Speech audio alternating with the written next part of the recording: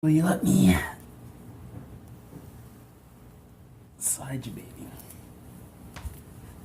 Welcome to Ruby Reviews Books. Reviews from a cat who cannot read. From a cat who cannot read.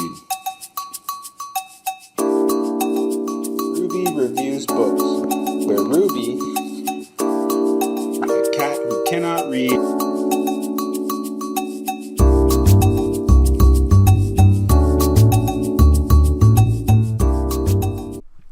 Welcome to Ruby Reviews Books, reviews from a cat who cannot read. She may not understand the words, but she sure likes books.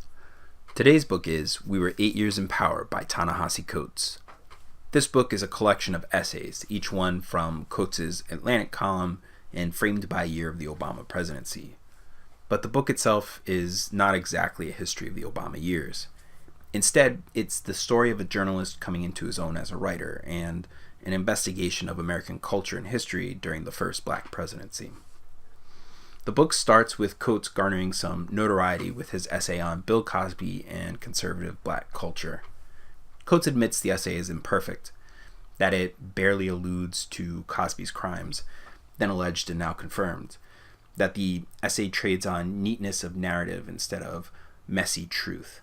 And I think this type of reflection is where the power of the book lies, not necessarily in the essays themselves, but in the introductions to the years, the explanation of where he was when he wrote the piece as a writer, as a thinker, as a Black man coming to terms with a white America that at once exalts its Black president while pathologically seething over his victory, a country that seeks to exculpate itself from the crime of slavery while maintaining the power structure that ensures the advantage of whiteness in an unequal system.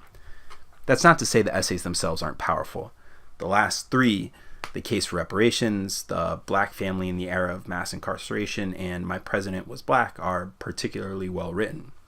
But reading them not as a sequence of polemics and investigation, but as the apotheosis of a writer's journey, lends to them a sort of vibrancy that ideas alone can't carry off.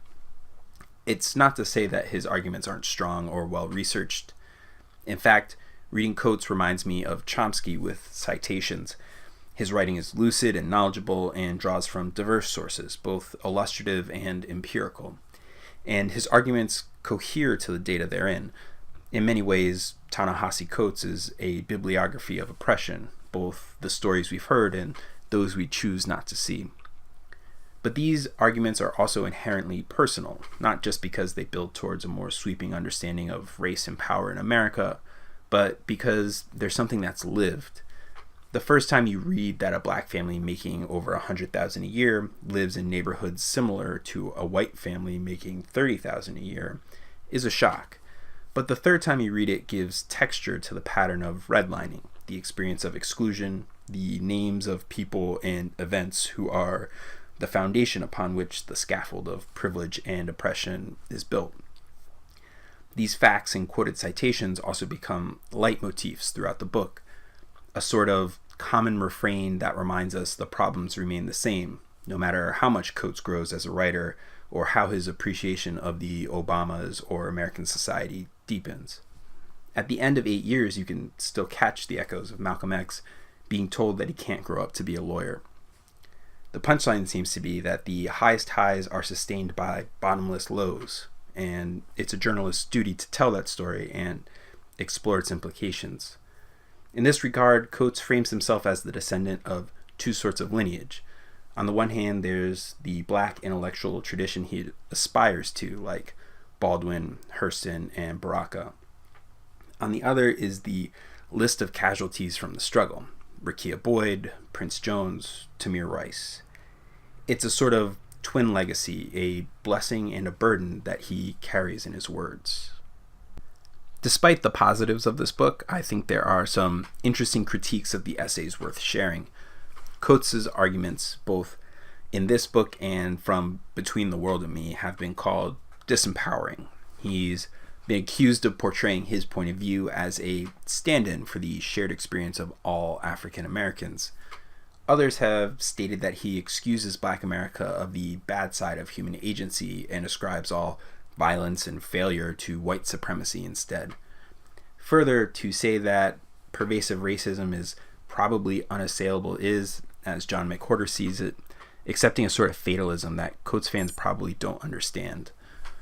Most notably, however, is the oft-written complaint that Coates can describe a problem but never articulates a solution.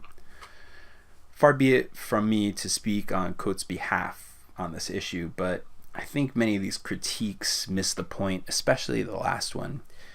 As Coates writes, it is not the duty of art to manufacture hope, but to be honest when the emperor has no clothes.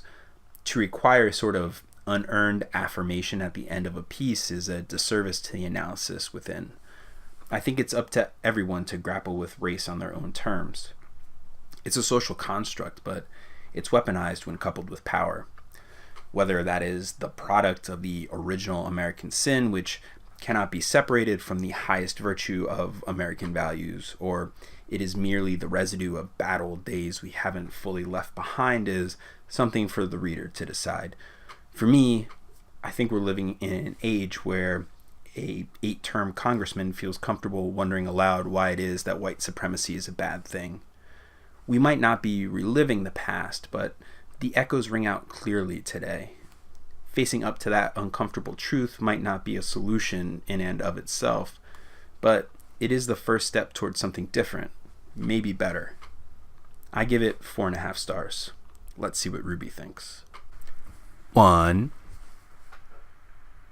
2, a little bit of a snarl there. 3, oh, big bump. 4, 5, and 6. Well, there you have it. We were 8 Years in Power by Ta-Nehisi Coates, rated 4.5 stars, 6 rubs, and a snarl.